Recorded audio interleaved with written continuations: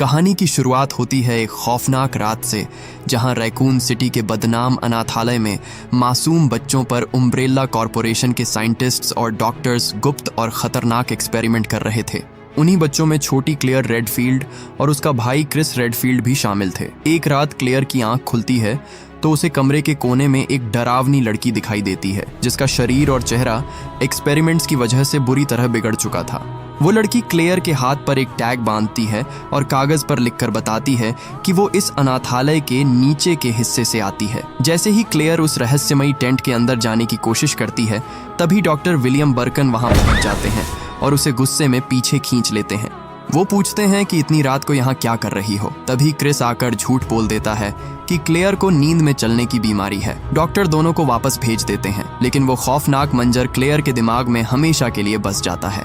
सालों बाद raccoon city एक सुनसान और वीरान शहर बन चुका था, क्योंकि उम्ब्रेला कॉरपोरेशन इसे छोड़कर जा रही थी। साल 1978 की एक तूफानी रात में बड़ी हो चुकी क्लेयर एक ट्रक ड्राइवर से लिफ्ट लेकर वापस रैकून सिटी पहुंच रही थी। ड्राइवर उसे समझाता है कि उस मनहूस शहर में अब कुछ नहीं बचा, वहां वापस मत जाओ। तभी अचानक सड़क के बीचों बीच एक रहस्यमयी महिला आ जाती है। ड्राइवर पूरी ताकत से ब्रेक लगाता है, लेकिन ट्रक उसे जोरदार टक्कर मार देता है। दोनों नीचे उतरते हैं तो देखते हैं कि महिला बुरी तरह घायल है। क्लेयर कहती है कि पुलिस को बुलाना चाहिए, क्योंकि उसका भाई यहीं पुलिस में है। लेकिन तभी वो घायल महिला खुद उठकर बिना कुछ बोले जंगल की तरफ चली जाती है। ये देखकर दोनों के होश उड़ जाते हैं। इसी दौरान ड्राइवर का कुत्ता सड़क पर गिरे उसके काले खून को चाट लेता है। घबराया हुआ ड्राइवर तुरंत वहां से निकल पड़ता है। उधर रैकून सिटी पुलिस डिपार्टमेंट में लियोन एस कैनेडी अपनी पहली ड्यूटी पर था। वो एक कैफे में सो रहा था, जहां स्टार्स टीम के ऑफिसर्स जिल वैलेंटाइन, अल्बर्ट वेस्कर और रिचर्ड एकियन उसका मजाक उड़ा रहे थे। जिल उसे समझाती है कि इनकी बातों का बुरा मत मानो। तभी दो ऑफिसर्स बताते हैं कि स्पेंसर मेंशन के पास एक बुरी तरह छबाया हुआ शव मिला है और उसकी जांच के लिए ब्रावो टीम भेजी गई है। इसी बीच लियोन की नजर कैफे की वेट्रेस पर पड़ती है, जिसकी आंखों से खून बह रहा था, लेकिन उसे खुद इसका एहसास नहीं था। तभी एक कौवा तेजी से खिड़की से टकराकर गिर पड़ता है। उसकी हालत देखकर साफ था कि वो भी किसी भयानक संक्रमण का शिकार हो चुका है। किसी को समझ नहीं आ रहा था कि इस शहर में आखिर फैल क्या रहा है।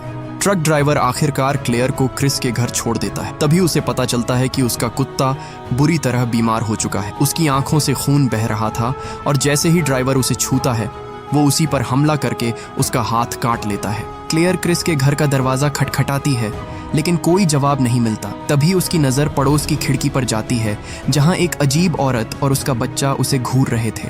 क्लेयर अपने खंजर से पीछे का लॉक तोड़कर घर के अंदर घुस जाती है। तभी शावर लेकर निकला क्रिस उसे देखकर चौंक जाता है और पूछता है कि इतने सालों बाद अचानक यहाँ कैसे आ गई। क्लेयर उसे कहती है कि हमारे पास ज्यादा वक्त नहीं है। फिर वो उसे खोजी पत्रकार बेन बर्तोलुची का एक VHS टेप दिखाती है, जिसमें बताया गया था कि उम्ब्रेला कॉरपोरेशन ने शहर के पानी में एक खतरनाक वायरस मिला दिया है और जल्द ही रैकून सिटी एक बड़े हादसे का शिकार होने वाली है। लेकिन क्रिस उसकी बातों पर भरोसा नहीं करता और कहता है कि उसके पास इन कहानियों के लिए वक्त नहीं है। तभी पूरे शहर में सायरन बजने लगते हैं और परेड अलर्ट जारी हो जाता है। क्रिस कहता है कि शहर में कुछ बड़ा हुआ है और उसे तुरंत पुलिस स्टेशन जाना होगा। वो क्लेयर को घर के अंदर रहने की हिदायत देकर निकल जाता है। उसके जाते ही क्लेयर खिड़की से बाहर देखती है तो पड़ोस की वही औरत अब पूरी तरह एक आदमखोर झोंबी बन चुकी थी। उसके हाथ खून से सने थे और वो खिड़की पर अपने ही खून से डरावने शब्द लिख रही थी। उसका छोटा बच्चा भागकर क्लेयर के घर में आ जाता है। क्लेयर उससे पूछती है कि क्या तुम्हें मदद चाहिए, लेकिन वो डरावनी आवाज में कहता है, मदद तुम्हें चाहिए। अगले ही पल वो झोंबी औरत दरवाजा तोड़कर क्लेयर पर हमला कर देती है। क्लेयर किसी तरह बचती है, क्रिस की बाइक स्टार्ट करती है और वहां से भाग निकलती है। अब रैकून सिटी की सड़कों पर सिर्फ मौत का सन्नाटा और खौफनाक चीखें गूंज रही थीं, जबकि पुलिस स्टेशन में चीफ आयरन्स स्टार्स टीम को एक ऐसी सीक्रेट ब्रीफिंग दे रहे थे जो उनकी जिंदगी की आखिरी ब्रीफिंग साबित होने वाली थी। क्रिस रेडफील्ड जब पुलिस स्टेशन पहुंचता है तो वहां पहले से ही तनाव का माहौल था। चीफ आयरन्स स्टार्स टीम के बचे हुए मेंबर्स को ब्रीफिंग दे रहे थे। उनका कहना था कि स्पेंसर मेंशन में एक चबाए हुए शव की जांच के लिए गई ब्रावो टीम अचानक लापता हो गई है और उनका रेडियो से कोई संपर्क नहीं हो पा रहा। इसलिए वो इन चारों को नई टीम बनाकर मेंशन जाने का आदेश देते हैं। इसी दौरान अल्बर्ट वेस्कर चुपके से अपने लॉकर के पास जाता है। उसके पेजर पर एक सीक्रेट मैसेज आया था, जिसमें उसे पाम पायलट के जरिए एक गुप्त मिशन दिया गया था। वेस्कर को पता था कि सुबह ठीक 6 बजे उम्ब्रेला कॉरपोरेशन पूरे रैकून सिटी को एक बड़े धमाके से मिटा देगी। उससे पहले उसे मेंशन के नीचे बनी लैब से एक बेहद कीमती वायरस का सैंपल चुरा कर भागना था, जिसके बदले उसे करोड़ों रुपए मिलने वाले थे। लालच में उसने अपने ही साथियों से ये सच छिपा लिया था। उधर डॉक्टर विलियम बर्कन अपनी पत्नी एनेट और बेटी शेरी को लेकर तेजी से शहर छोड़ने की कोशिश कर रहा था। वो बार बार कह रहा था कि उम्ब्रेला कॉरपोरेशन उसकी पूरी रिसर्च बर्बाद करने वाली है। तभी अचानक उसकी कार के सामने क्लेयर रेडफील्ड अपनी बाइक लेकर आ जाती है। दोनों टकराते टकराते बचते हैं। एक पल के लिए क्लेयर की नजर बर्कन से मिलती है और वो उसे पहचान लेती है, जिसने बचपन में उस पर एक्सपेरिमेंट किए थे। लेकिन बर्कन बिना रुके वहां से निकल जाता है। उसी समय वही ट्रक ड्राइवर जिसने क्लेयर को लिफ्ट दी थी, अपने संक्रमित कुत्ते के साथ पुलिस स्टेशन पहुंचता है। वायरस अब उसके दिमाग पर पूरी तरह कब्जा कर चुका था। वो बेकाबू होकर ट्रक को सीधे पुलिस स्टेशन के बैरिकेड्स में घुसा देता है। जोरदार धमाके के साथ ट्रक में आग लग जाती है। ड्राइवर का जलता हुआ शरीर बाहर निकलता है और एक झोंबी की तरह स्टेशन के अंदर घुसने लगता है। चीफ आयरन्स जलते हुए झोंबी के सिर में गोली मार देते हैं। ये सब देखकर लियोन घबरा जाता है और पूछता है कि आखिर ये लोग कौन हैं? लेकिन चीफ कोई जवाब नहीं देते। वो कहते हैं कि अब से स्टेशन की जिम्मेदारी तुम्हारी है और खुद पार्किंग गैरेज की तरफ भाग जाते हैं। जब चीफ आयरन्स शहर के बॉर्डर पर पहुंचते हैं तो उनके होश उड़ जाते हैं। उम्ब्रेला कॉरपोरेशन के हथियारबंद जवानों ने पूरे शहर को सील कर दिया था और किसी को बाहर नहीं जाने दे रहे थे। जैसे ही वो आगे बढ़ने की कोशिश करते हैं, उन पर गोलियां बरसा दी जाती हैं। मजबूर होकर उन्हें वापस पुलिस स्टेशन लौटना पड़ता है। स्टेशन के पार्किंग गैरेज में पहुंचते ही अंधेरे से गुर्राने की आवाज आती है। ये वही ट्रक ड्राइवर का कुत्ता था जो अब खूंखार झोंबी बन चुका था। वो पूरी रफ्तार से चीफ पर झपट पड़ता है। उनकी बंदूक में गोलियां भी खत्म हो चुकी थीं। तभी अचानक क्लेयर वहां पहुंचती है। वो पास पड़ा भारी आग बुझाने वाला सिलेंडर उठाकर पूरी ताकत से कुत्ते के सिर पर दे मारती है। लगातार वार होने के बाद वो झोंबी कुत्ता वहीं ढेर हो जाता है और चीफ आयरन्स की जान बच जाती है। अब क्लेयर, लियोन और चीफ आयरन्स पुलिस स्टेशन के अंदर पूरी तरह फंस चुके थे, क्योंकि बाहर सैकड़ों संक्रमित झोंबी गेट तोड़ने की कोशिश कर रहे थे। उधर स्टार्स टीम स्पेंसर मेंशन के मुख्य हॉल में दाखिल हो चुकी थी। चारों तरफ मकड़ी के जाले, धूल और मौत का सन्नाटा पसरा था। लापता अधिकारियों की तलाश में टीम अलग अलग ग्रुप्स में बंट जाती है। क्रिस और रिचर्ड एक अंधेरे कॉरिडोर में पहुंचते हैं, जहां फर्श पर खून के लंबे निशान दिखाई देते हैं। आगे बढ़ते ही उनके सामने रैकून सिटी का एक लापता अधिकारी पड़ा था, जबकि डॉक्टर के कोट में एक अजीब आदमी बेरहमी से उसका मांस खा रहा था। ये इतिहास का पहला झोंबी था जिसे देखकर क्रिस के होश उड़ जाते हैं। जैसे ही वो झोंबी उनकी तरफ बढ़ता है, क्रिस कांपते हाथों से बंदूक उठाकर उस पर लगातार गोलियां चला देता है और वो जमीन पर गिर पड़ता है। मरने से पहले घायल अधिकारी बस इतना कह पाता है, दूल्हे को ढूंढो, यहाँ कोई नहीं बचेगा। अगले ही पल पूरे मेंशन की खिड़कियां टूटने लगती हैं और बाहर से आदमखोर झोंबियों का झुंड अंदर घुसने लगता है। इसी बीच हेलीकॉप्टर में इंतजार कर रहे पायलट विकर्स पर पीछे से एक झोंबी हमला कर देता है और उसकी गर्दन चबा डालता है। इसके बाद क्रिस और जिल एक दूसरे से बिछड़ जाते हैं। उधर स्पेंसर मेंशन के भीतर अल्बर्ट वेस्कर उस अंधेरे पियानो रूम में पहुंच चुका था, जहां उम्ब्रेला कॉरपोरेशन का सबसे बड़ा राज्य छिपा था। उसके चेहरे पर कोई पछतावा नहीं, सिर्फ करोड़ों रुपए पाने की लालच थी। जैसे ही वो पियानो पर एक खास सीक्रेट धुन बजाता है, कमरे की बड़ी अलमारी खिसक जाती है और उसके पीछे बना गुप्त दरवाजा खुल जाता है। वेस्कर तुरंत उस रास्ते में उतर जाता है। जिल उसे पाम पायलट देखते हुए और किसी अनजान शख्स से सीक्रेट डील करते हुए पकड़ लेती है। वो गुस्से में बंदूक तान कर पूछती है कि क्या तुम सचमुच पैसों के लिए हम सबको मरने के लिए छोड़ने वाले हो? वेस्कर शांत होकर कहता है कि जिल, तुम नहीं समझोगी। सुबह ठीक 6 बजे पूरा रैकून सिटी राख बन जाएगा और यहाँ से निकलने का यही आखिरी रास्ता है। तभी अंधेरे से एक बेहद खतरनाक म्यूटेटेड ज़ॉम्बी उन पर हमला कर देता है। जिल लगातार गोलियां चलाती है, लेकिन उस पर कोई असर नहीं होता। इसी अफरा तफरी का फायदा उठाकर वेस्कर जिल को अकेला छोड़ देता है और लैब के सबसे निचले हिस्से की तरफ भाग जाता है। उधर पुलिस स्टेशन के तहखाने में लियोन और क्लेयर हथियार ढूंढ रहे थे। तभी उन्हें किसी के दर्द से चिल्लाने की आवाज सुनाई देती है। टॉर्च की रोशनी में आगे बढ़ने पर उन्हें खोजी पत्रकार बेन बर्तोलुची एक मजबूत सेल के अंदर बंद मिलता है। उसकी हालत बेहद खराब थी। वो चिल्लाकर कहता है कि उम्ब्रेला कॉरपोरेशन ने शहर के पानी में टी वायरस और जी वायरस मिला दिया है, जो इंसानों को जिंदा आदमखोर हथियारों में बदल रहा है। जैसे ही लियोन सेल का ताला खोलने की कोशिश करता है, बेन के पीछे बैठा दूसरा कैदी पूरी तरह संक्रमित होकर ज़ॉम्बी बन जाता है और उसकी गर्दन पर टूट पड़ता है। देखते ही देखते वो बेन को बेरहमी से चबा डालता है।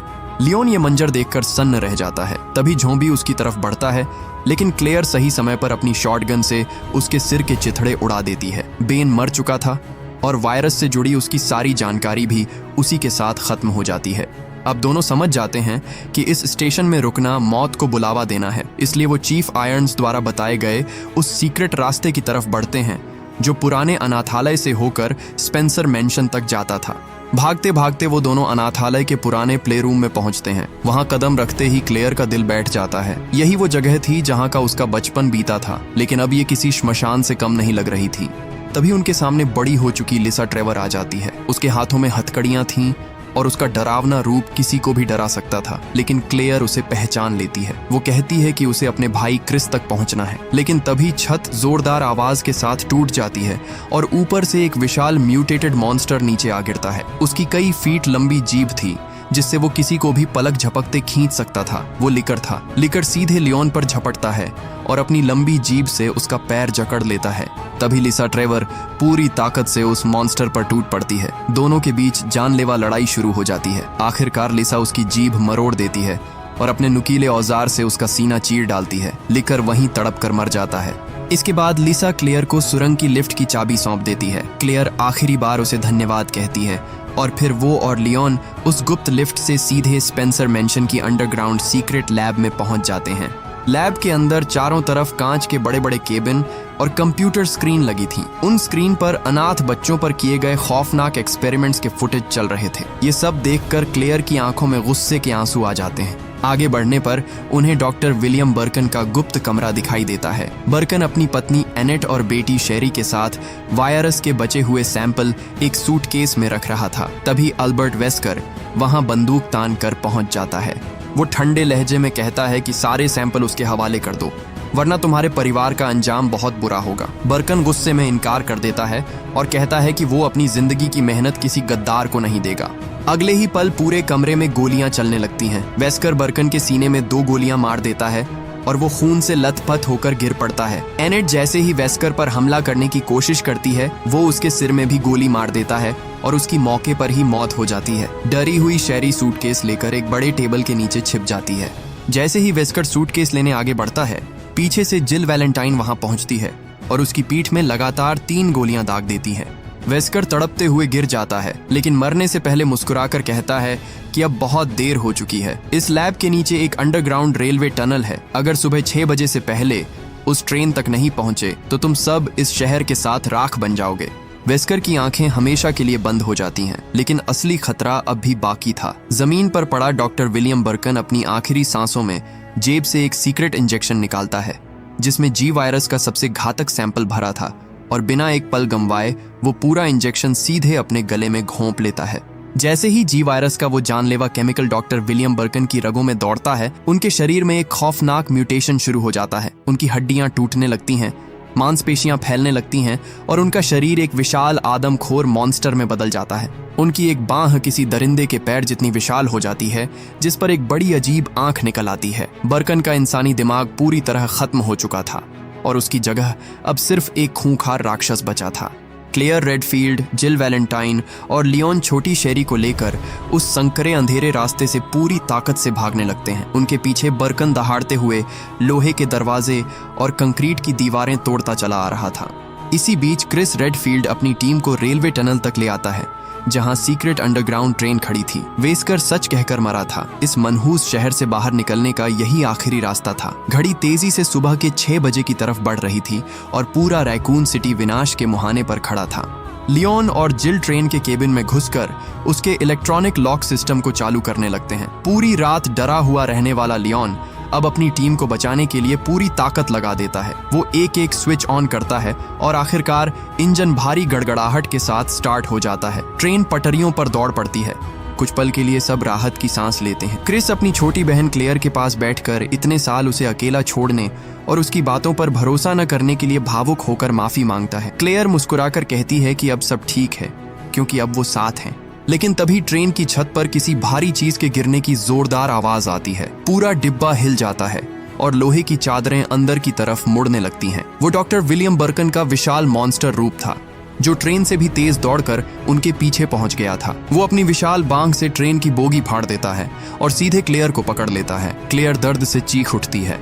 क्रिस अपनी पिस्तौल से बर्कन की विशाल आंख पर लगातार गोलियां चलाता है, लेकिन जी वायरस से बने उस राक्षस पर उनका कोई असर नहीं होता और बर्कन क्लेयर को और जोर से जकड़ लेता है। तभी क्लेयर अपनी जेब से पुराना खंजर निकालती है और पूरी ताकत से उस विशाल आंख में घोंप देती है। बर्कन दर्द से दहाड़ता हुआ उसे छोड़ देता है, लेकिन अगले ही पल फिर आखिरी हमला करने के लिए उनकी तरफ बढ़ने लगता है। तभी केबिन का दरवाजा खुलता है और लियोन एस कैनेडी दोनों हाथों में एक विशाल रॉकेट लॉन्चर लेकर वहां पहुंचता है। वो बर्कन की तरफ देखकर चिल्लाता है, अब यहाँ से सीधे जहन्नुम में जाओ।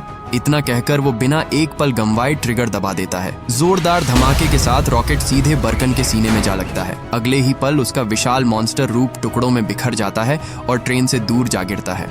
ठीक उसी समय सुबह के पूरे 6 बज जाते हैं। स्पेंसर मेंशन के नीचे एक भयानक विस्फोट होता है जो पूरे रैकून सिटी को अपनी आगोश में ले लेता है। विस्फोट की शॉकवेव अंडरग्राउंड टनल तक पहुंचती है। रैकून सिटी हमेशा के लिए दुनिया के नक्शे से मिट चुका था। क्लेयर, क्रिस, जिल, लियोन और छोटी शेरी जिंदा बच चुके थे। वो सुरंग से बाहर निकलकर नई सुबह की रोशनी में कदम रखते हैं। उनके शरीर जख्मी थे, लेकिन उन्होंने मौत को हराकर अपनी आज़ादी हासिल कर ली थी। वीडियो बनाने में बहुत मेहनत लगती, तो प्लीज़ वीडियो को लाइक या अनलाइक और चैनल को सब्सक्राइब ज़रूर करें। शुक्रिया।